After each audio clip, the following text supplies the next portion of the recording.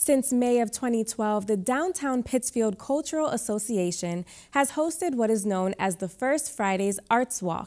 On the first Friday of the month, between the hours of 5 and 8 p.m., members of the community can tour several businesses and galleries along North Street in Pittsfield, where the works of local artists are on display, oftentimes with the artists on hand to meet the public. Friday, December 3rd was the last installment of the Arts Walk of the year, and Connecting Point's Brian Sullivan hit North Street to bring us this next story. What better way to usher in the holiday season than with festive lights and the sweet sounds of seasonal standards being sung by carolers?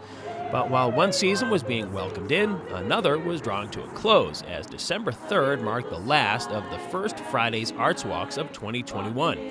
The event is put on by the Downtown Pittsfield Cultural Association, and since its inception in May of 2012, it's served to connect community, businesses, galleries, and artists like Eileen Richard.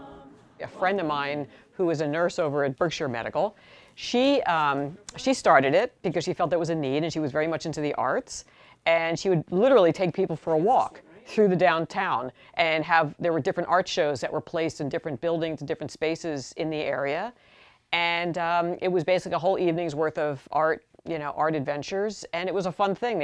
She would meet up with people over at the bus station and walk them through downtown. That's how I got to meet her, and that's also how I got to understand what the Art Walk is. Richard is just one of over 20 artists located here at 311 North Street in Pittsfield. The space, known as the New Art Studios and Gallery, has an almost clubhouse-like feel to it.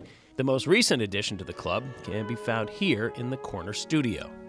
I'm a fairly new artist to the New Arts Gallery and Studios community, and I've started joining in on the First Fridays Artswalk back in September.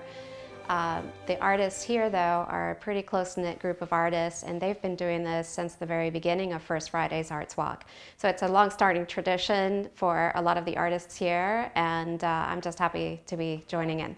Because there are so many artists under one roof here, the New Arts Building is essentially the central hub of the Arts Walk. For Eileen Richard, who's been around for several of these events, she knows what to expect. But for Porus, the experience of opening her workspace to members of the community is still new, and she hopes that it's something that both sides can enjoy. For folks coming into the studios, it's a really good opportunity to be in a low-key environment with the artists and looking at the art, and if you find something you love, you can take it home, but if not, you got to have a little bit of fun with your neighbors and your fellow artists in the community.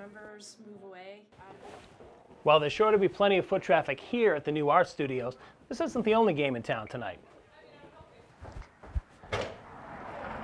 There are several other locations up and down North Street that people can visit as well, and having the map uploaded to my phone makes them easy to find.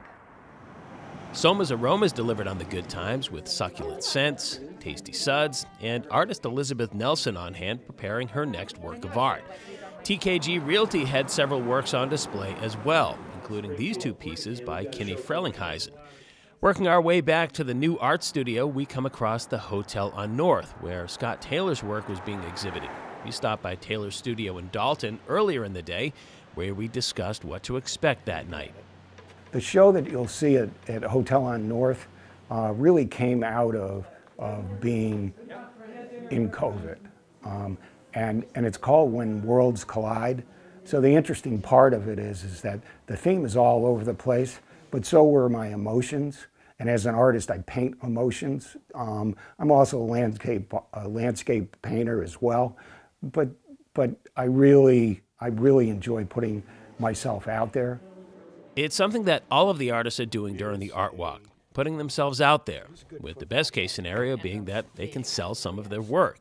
But while it's good to hope for the best, sometimes the safe bet is to temper expectations and just hope to have a nice time with the community. We get a mixed bag of people that come in here. We get people that are seriously looking to buy art. There's people that are just here to entertain themselves for a few hours, get out. You know, it's cold, so they want to get out for a few hours, and it's a mixed bag. It really is.